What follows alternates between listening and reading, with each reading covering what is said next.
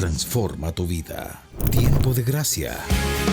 Tu gracia me basta. La presencia de Dios en tu historia.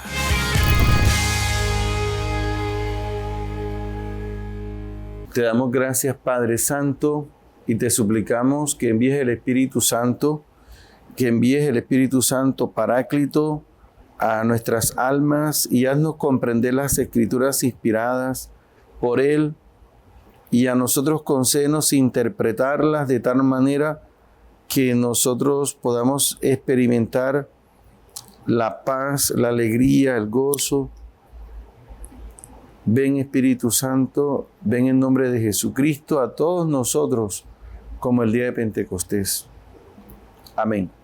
Saludo muy especial a todas las personas que en estos momentos se reúnen, se encuentran para meditar la palabra de Dios.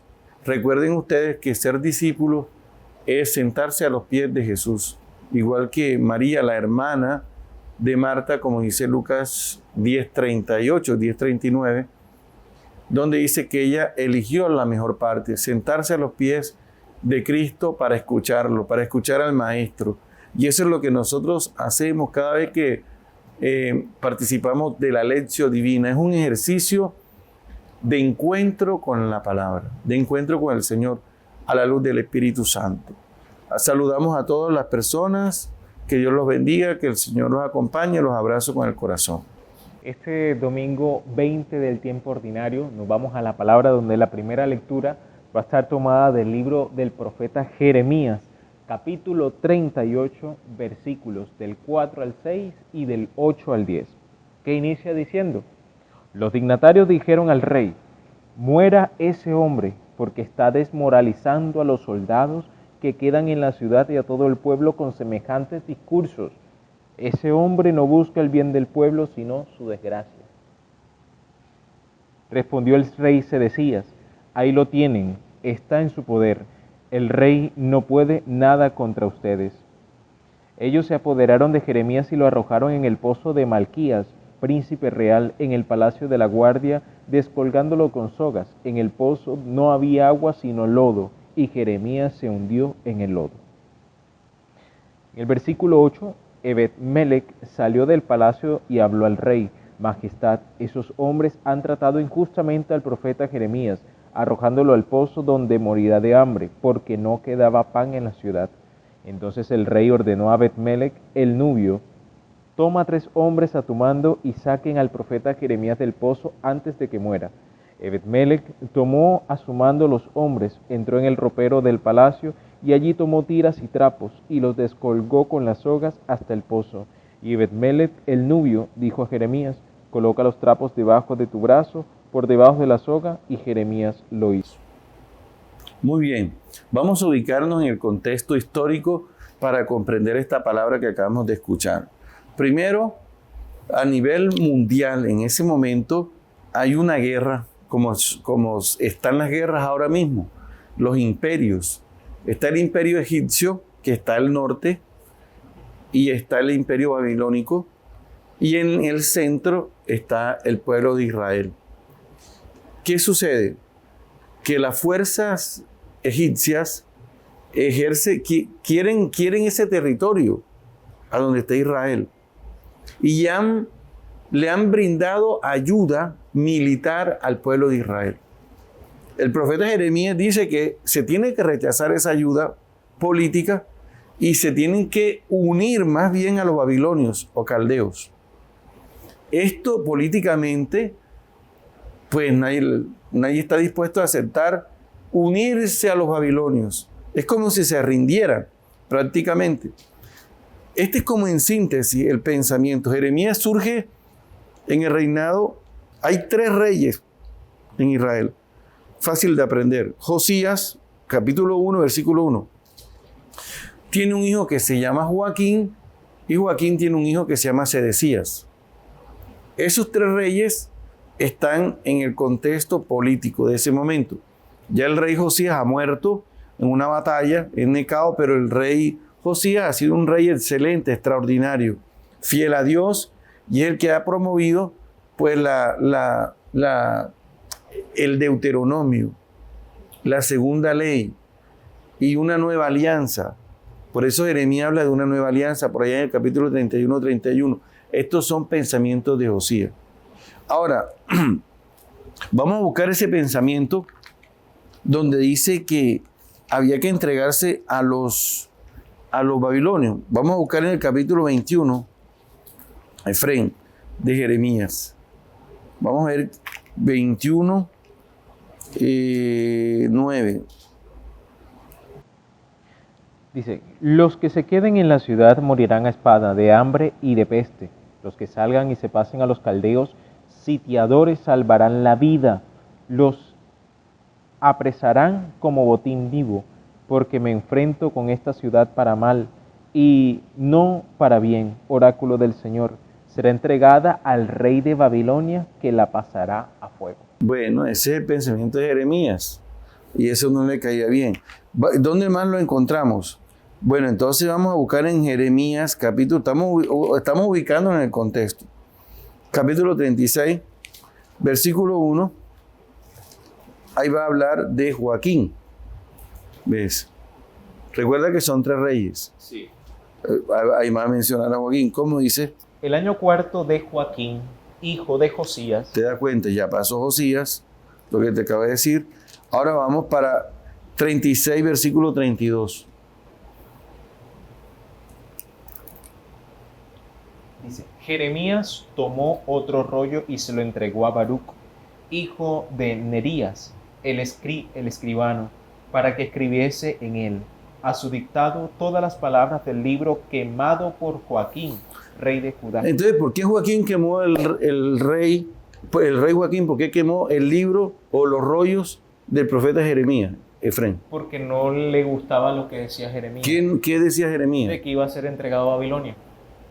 De que iba a pasar por fuego y toda la cosa.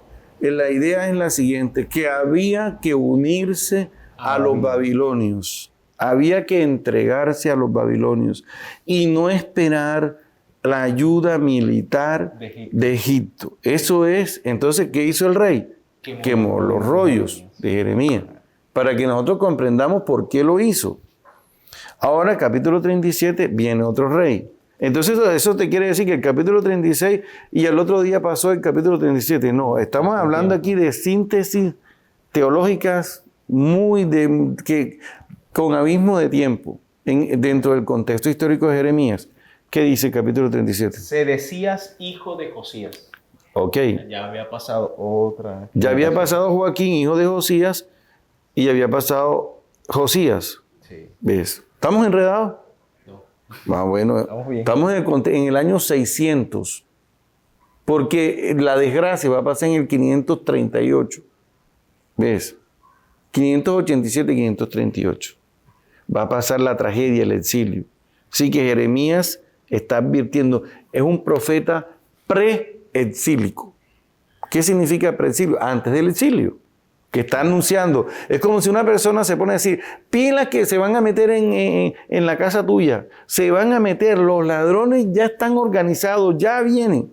Entonces tú dices, bueno, que tal día van a venir, entonces yo me voy a confiar en los vigilantes de aquí, de la empresa que queda aquí al lado. Ellos me dijeron que me van a ayudar, pero los vigilantes cuando llegaron los ladrones dijeron, nosotros no estamos trabajando con ellos. Sí.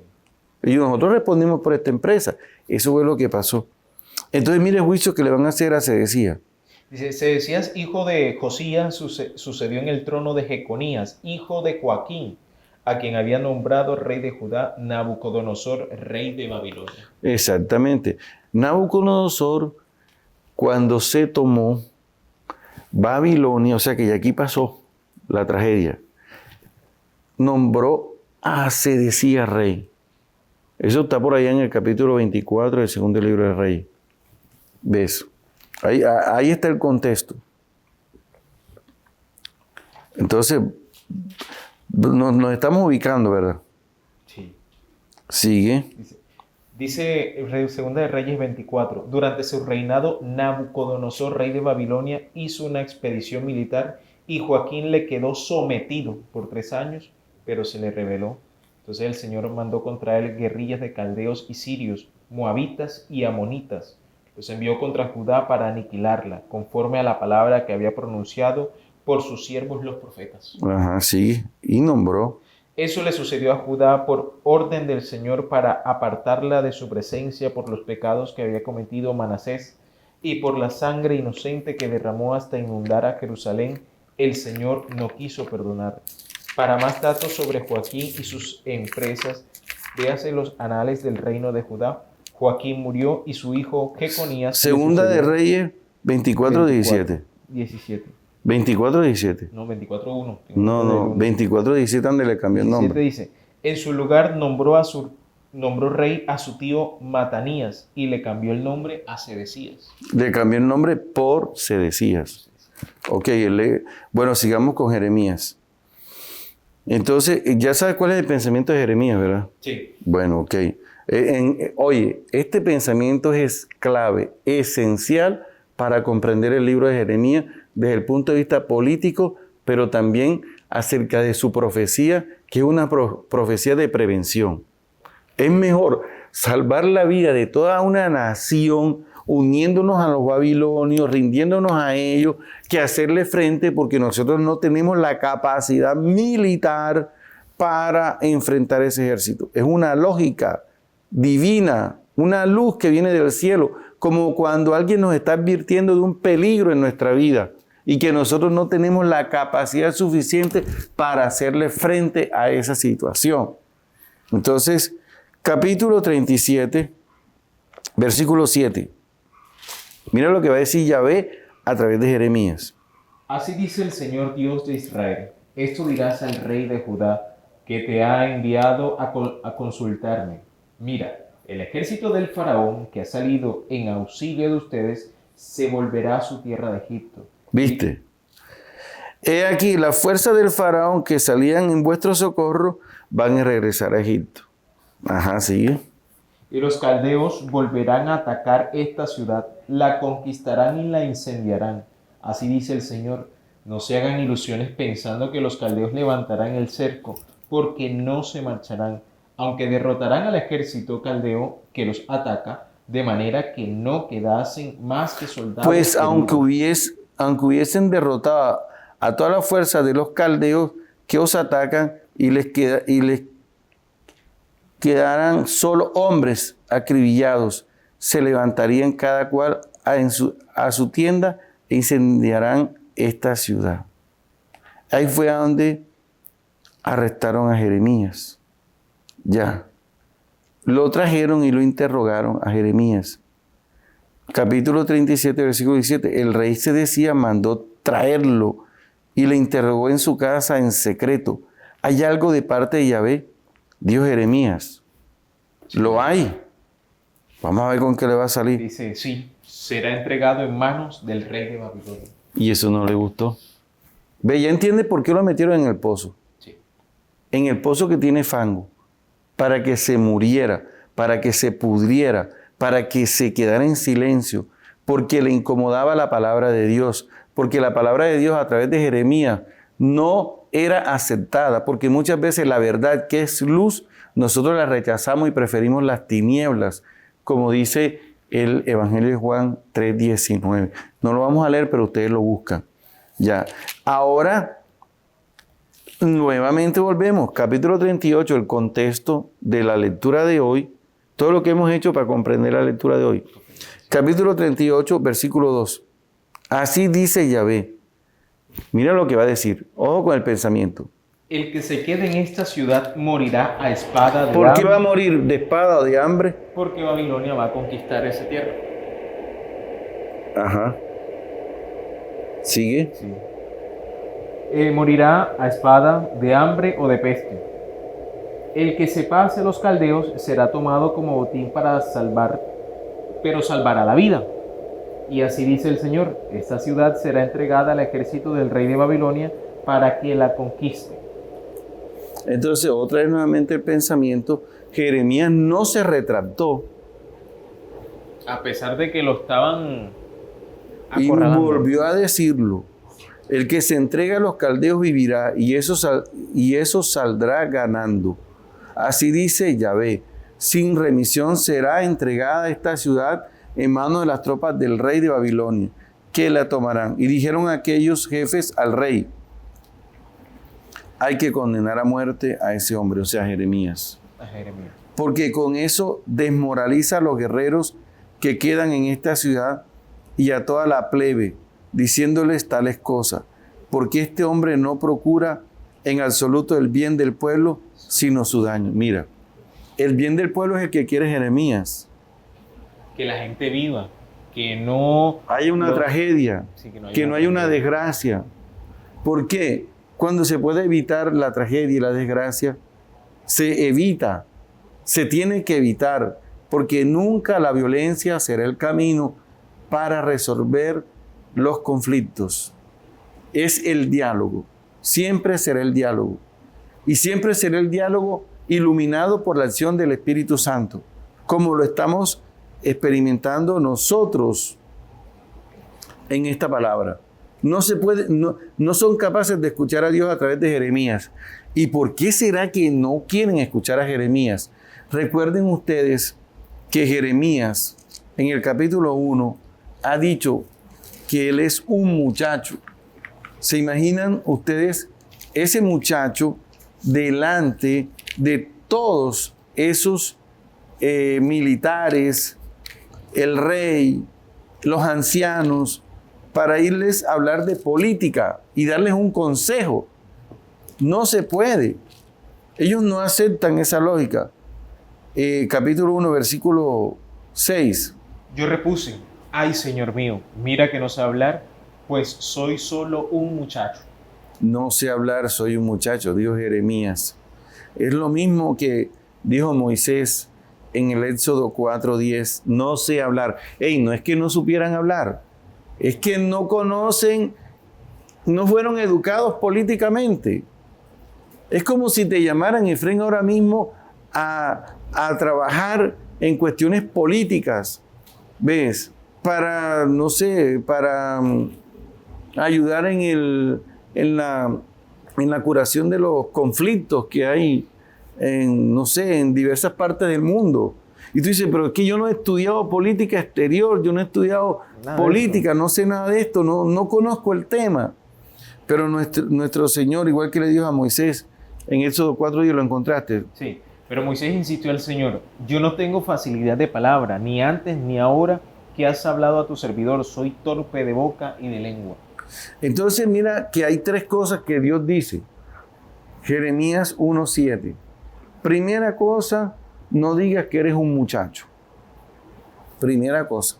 Porque es que Dios se vale precisamente de aquello que es frágil para mostrar su poder. Y en este caso, en el Antiguo Testamento se valió de una zarza para hablarle a Moisés, y después se valió de Moisés, que era una persona limitada, para hablarle a todo el pueblo. Ahora Dios le está diciendo: no digas que eres un muchacho. Donde yo te envíe, tú irás. Sí. Porque tú has... Segundo, no tengas miedo, que contigo estoy para salvarte. Así no dice. Sí. Y tercero, ¿qué le dice? Dice, aquí me aparece: donde yo te envíe, irás. Lo que yo te mande, dirás. Exacto, va. Y tercero. Y no les tengas miedo, que yo estoy contigo para librarte. Ajá. Oráculo del Señor. Falta la que viene. El Señor extendió la mano, me tocó la boca y me dijo: mira, yo pongo mis palabras en tu boca. Ah, aquí está. Dios le puso a Jeremías las palabras. Y no solamente eso, Efraín, sino que le dio autoridad. Versículo 10. Hoy te establezco sobre pueblos y reyes para arrancar y arrasar, destruir y demoler, edificar y plantar. Muy bien. Eso es lo que me llena de alegría a mí cuando veo a tantos jóvenes en nuestra diócesis trabajando, creciendo en la escucha de la palabra, y también a personas adultas haciendo todo este ejercicio que está haciendo Jeremías, de ser llamado por el Señor. Algunas personas me dicen: no, pero es que yo tengo miedo. No, es bueno sentir miedo, es bueno experimentar la limitación, para que sea Dios el que nos transforme y el que nos dé su gracia para realizar su proyecto salvífico. Entonces, ¿qué pasó? Este hombre está diciendo estas palabras y desmoraliza al pueblo. Entonces en el versículo 5, 38:5, dijo el rey, se decía, ahí lo tienen en vuestras manos, pues nada podría hacer el rey contra vosotros. Miren que el rey Se lavó las manos. se lavó las manos como Pilato, y el rey es una persona inmadura, indecisa, una persona que cree más en el poder militar de los egipcios. Incluso de ahí viene la frase que la gente saca de su contexto: maldito el hombre que confía en el hombre. En este caso se refiere a la confianza en el poder egipcio desde el punto de vista militar. Y dice, y abandona a Dios. Y eso me llama la atención, porque fíjese que a Jeremías lo lanza en un pozo. Y en Jeremías 2:13 dice el Señor, porque 2 maldades ha cometido mi pueblo. Me abandonaron a mí, fuente de agua viva, y se cavaron pozos agrietados que no conservan el agua. Es que ese es muy bien. Esa es la profecía entendida en su contexto. Abandonaron a Dios para unirse al poder militar de los egipcios. Confiaron en las fuerzas militares de Egipto, en el poder de Dios, y no confiaron en el poder de Dios a través de Jeremías, que le estaba advirtiendo proféticamente que podían salvar sus vidas y que los babilonios no los iban a derrotar. Acabar, sí. Exactamente. Entonces Jeremías, versículo 6, se apoderaron de Jeremías, lo echaron a la cisterna de Malquías, hijo del rey, que había en el patio de la guardia, descolgando a Jeremías con sogas. En el pozo no había agua, sino fango, y Jeremías se hundió en el fango. Tremenda esta experiencia del profeta. Como para decir, no creo más en Dios.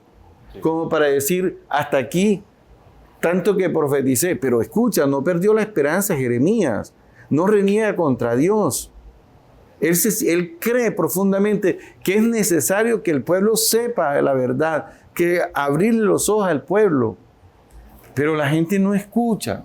Jeremías capta, percibe que no escucha, y Dios no lo abandonó. Porque fíjate, Efrén, que... Dice que como Dios es un Dios histórico, actúa a través de Ebed-Melech. Claro. Que es el que le dice al rey, lo están acusando injustamente, dame permiso y yo lo voy a sacar, porque no vale la pena que se muera ese muchacho en el pozo. Entonces Dios actúa a través de esta persona para poder rescatar a Jeremías de esa muerte inminente que venía, porque se iba a morir ahí donde estaba. Claro, es que el Señor siempre tiene sus mediadores históricos, y Él nos llama a nosotros a participar de ese plan salvífico. Digo plan salvífico porque Dios pone en el corazón de este hombre, Ebed-Melech, el deseo de salvar a Jeremías. Y es la esencia de Cristo también. Y sí, salvar. Y es lo que sucedió con José cuando lo metieron en el pozo. Un hermano lo salvó. Sintió que tenía que salvarlo. Y cuando nosotros tenemos ese deseo de salvar a una persona pecadora, a una persona que está metida en las tinieblas, es el mismo Dios que nos envía a nosotros para que nosotros actuemos. Y así nosotros, pues, ¿cuánto tiempo llevamos, Efraín? 23. Bueno, entonces terminemos nosotros con el Evangelio. Evangelio tomado de Lucas, capítulo 12, versículos del 49 al 53. Ok. Tiene como título Radicalidad del seguimiento. Dice el Señor: vine a traer fuego a la tierra, y cómo desearía que ya estuviera ardiendo. Tengo que pasar por un bautismo, y qué angustia siento hasta que esto se haya cumplido. ¿Piensan que vine a traer paz a la tierra? No he venido a traer paz, sino la división. En adelante en una familia de 5 habrá división, 3 contra 2, 2 contra 3. Se opondrán padre e hijo y padre, madre a hija e hija a madre, suegra a nuera y nuera a suegra. Muy bien. Y mira que aquí va a salir una relación con el texto de Jeremías. Ahora vamos a llegar a la conclusión esa. El fuego, he venido a traer, a arrojar fuego sobre la tierra. ¿Y cuánto desearía que ya estuviera prendida la tierra? Me encanta esa frase. El fuego está relacionado con el Espíritu Santo. Pero ¿dónde lo encontramos? Vamos para el capítulo donde aparece Juan el Bautista en el Evangelio de Juan. Ya. En la predicación de Juan el Bautista, capítulo 3, versículo 15. Dice, Él los bautizará con Espíritu Santo y fuego. Ahí está la relación. El Espíritu Santo y el fuego. ¿Cómo dice la palabra? Dice, Lucas 3:15. Lucas 3:15. Estoy para Juan. Ahí está. Como el pueblo estaba a la expectativa y todos se preguntaban por dentro si Juan no sería el Mesías, Juan se dirigió a todos. Yo los bautizo con agua, pero viene uno con más autoridad que yo y no soy digno para soltarle la correa de sus sandalias. Él los bautizará con Espíritu Santo y fuego. Muy bien, ya tenemos nosotros entonces la primera relación del Espíritu Santo y el fuego para comprender por qué Jesús quiere que la tierra esté ardiendo. Si la gente no sabe la categoría, el significado simbólico de esta categoría, va a pensar que el fuego se refiere a las armas y Cristo no usa la violencia en absoluto para nada. Se refiere a la presencia del Espíritu Santo. Sí, fíjese que después dice también, tengo que pasar por un bautismo y qué angustia siento que no se haya cumplido. Es decir, hace referencia a que ese mismo fuego es el que va a recibir a través del bautizo. Exacto, muy bien. Y fíjate que nosotros en el Evangelio de Lucas podemos pensar en cierto sentido que cuando los zebedeos en Lucas 9, 51 dijeron, si quieren mandamos bajar fuego del cielo, ¿tú piensas que es el Espíritu Santo? No, fuego, ahí sí están utilizando para que los consuma, dice. Sí. No habían entendido. Nada.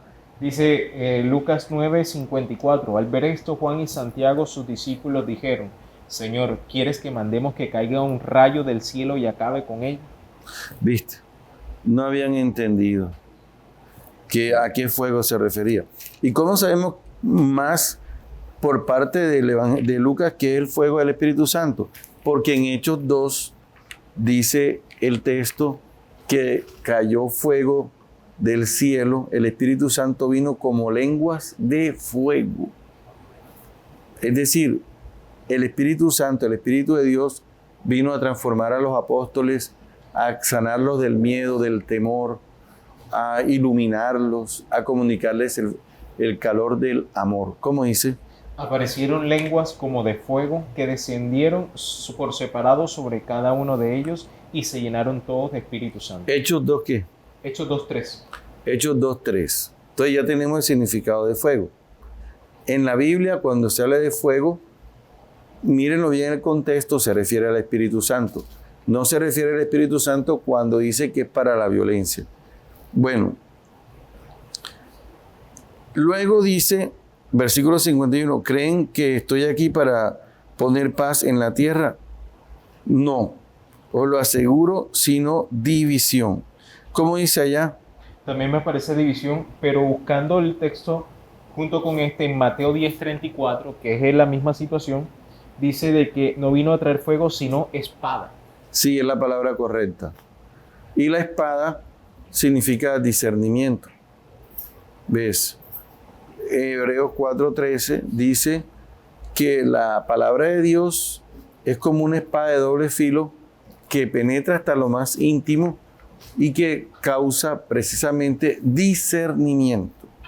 Así que Cristo, cuando está hablando así, dice, primero el Espíritu Santo. Recibes el Espíritu Santo y el Espíritu Santo te lleva al discernimiento de qué es lo bueno y qué es lo malo. Por ahí vamos, como Jeremías. Jeremías, como tenía el Espíritu de Dios, podía ver lo bueno y qué es lo malo. Entonces, dice, porque la palabra de Dios es viva y eficaz y más cortante que espada de dos filos. Entonces, cuando el Señor dice, he venido a traer espada, Dice, venido que a través del Espíritu Santo que recibimos en el bautizo, vamos a entrar en ese discernimiento para ver lo que es bueno y lo que es malo. Y siento que ya después de ahí uno entiende lo que quiere decir en el versículo 52 y 53, que habla de que en una familia estarán 3 contra 2, 2 contra 3, porque aquellos que han recibido el fuego del Espíritu Santo que les permite el discernimiento se dan cuenta de lo que es bueno y lo que es malo, lo que favorece y no favorece a la familia. Entonces va a estar uno como Jeremías advirtiéndole a la familia, no hagamos esto o hagamos esto otro, pero la familia tal vez no va a estar de acuerdo porque no cumple con sus intereses, y es allí cuando viene la división incluso dentro de la familia. Claro, estamos hablando de la espada, y en el libro del Apocalipsis dice que cuando Jesús se aparece en el capítulo 1, se aparece resucitado, tiene una espada de doble filo en la boca. En Apocalipsis capítulo 1. Dice 1:16, en su mano derecha sujetaba 7 estrellas, de su boca salía una espada afilada de doble filo. Ajá. ¿Ves? La espada de su boca. Espérate, De ahí su quédate en boca. el Apocalipsis. La espada salía de su boca, o sea que causa discernimiento su palabra. Su palabra. Y en Apocalipsis 2:12. Dice, el ángel de la iglesia de Pérgamo, escríbele, esto dice el que tiene la espada afilada de doble filo. ¿Quién es? Jesucristo. Bueno, la espada que causa discernimiento. Vamos organizando. Claro, entonces a veces hay gente que vive una experiencia de encuentro con el Señor, como lo han vivido los que han ido al retiro, Sí.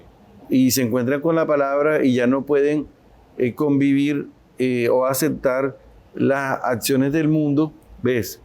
Como por ejemplo en alguna familia que pueda que lean el horóscopo, una cosa elemental, entre comillas, pero es satánica.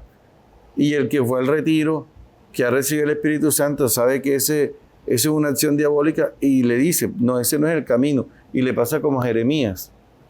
Entonces viene el conflicto. Por eso dice aquí que se presentará ese conflicto, pero hay que entenderlo en el contexto del discernimiento a través de la palabra o la espada que trae el Señor. Sí. Así es. Entonces, ¿qué más, Efraín? ¿Qué tienes para decir? Concluimos. Concluimos. Hago la relación que tiene el Evangelio con la primera lectura de cómo Jeremías ha recibido el fuego del Espíritu Santo y le ha hecho ver el futuro, no porque Jeremías sea divino, sino porque en sí hay un discernimiento que le permite ver el camino que tiene que tomar el pueblo de Israel y el que no debe tomar, y que eso también le trajo consecuencias, pero aún así él no reniega ni maldice, sino que se sigue confiando a la providencia del Señor. Sí. Interesante, también me gustó mucho la experiencia de que nosotros como Jeremías, iluminados por el Espíritu Santo, podemos ver con claridad el bien, el camino del bien y hacerlo, a pesar de que no nos vaya mal. Pero hay que hacer el bien siempre. Nunca renunciar al bien, siempre hacerlo y comunicar ese bien a las personas que lo necesitan para salvarlo. En este caso lo está haciendo Jeremías al rey, pero el rey no quiere escuchar, para salvar a toda una nación. Mira que por medio de nosotros podemos salvar un pueblo, salvar hasta una nación, cuando nosotros estamos iluminados por el Espíritu Santo. Que Dios los bendiga y que el Señor los acompañe. Amén. Transforma tu vida. Tiempo de gracia. Tu gracia me basta. La presencia de Dios en tu historia.